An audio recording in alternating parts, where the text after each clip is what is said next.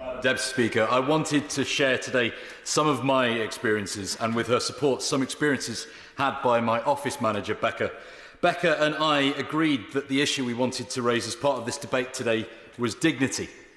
Becca's nan, Pat, lived with dementia for over a decade. She received care both at home and later in a specialist dementia care home. At home, the care she received was poor. When carers visited, Pat was left in inappropriate clothing, unwashed, or not taken to the toilet. Her husband, then in his late 80s, and their daughters were left to care for her. When Pat moved into a care home, the quality of care improved. The staff clearly cared for her, and over time, she became one of the longest residing residents. Some carers treated her like family. But even in a good care home, the pressures of understaffing meant that dignity was often the first thing to be compromised. Pat's husband and daughter visited her every day. They noticed that she was frequently dressed in clothes that didn't belong to her, despite everything having clearly been labelled. Sometimes other residents wore outfits that her family had chosen for Pat. As a result, Pat was often left in ill-fitting clothes. Worse, carers did not always have the time to take Pat to the toilet. Pat's daughter would have to raise that she had to go to the toilet or that she needed to be cleaned and dressed. Every day she had to advocate for her mother to ensure that she was treated with the dignity that she deserved. My nan, Hilda Duffield, was born Hilda Cornt in 1918. By the time she was 90, Hilda, nan, was losing mobility and was suffering memory loss. Ted, my granddad, had become her devoted carer and took over all of the domestic tasks.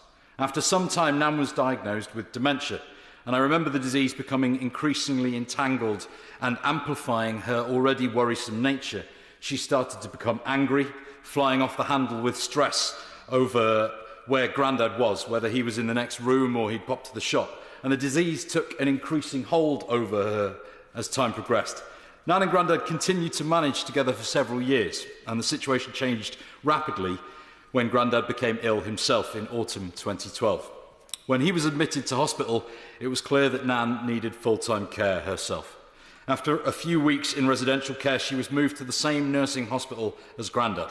She was present at his bedside when he died in January 2013. They'd been married for 73 years. With Grandad's death, Nan's dementia worsened.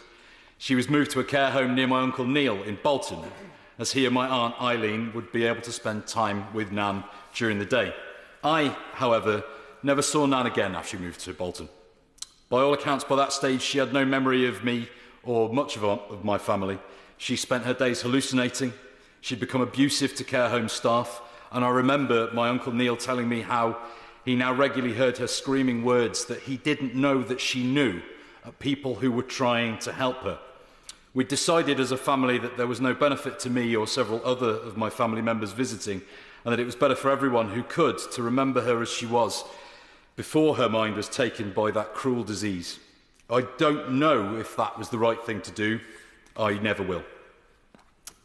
But by the end, like Pat and so many who suffer with dementia, she had lost her dignity to that disease.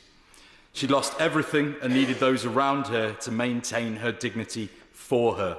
In Erewash and across the country, so many more have stories like those that I've shared today. Not all of those suffering have someone who can advocate for them, but I hope that I have gone some way towards doing so today, as colleagues have across the House, and my gratitude goes out to all of you. Yeah. Rams.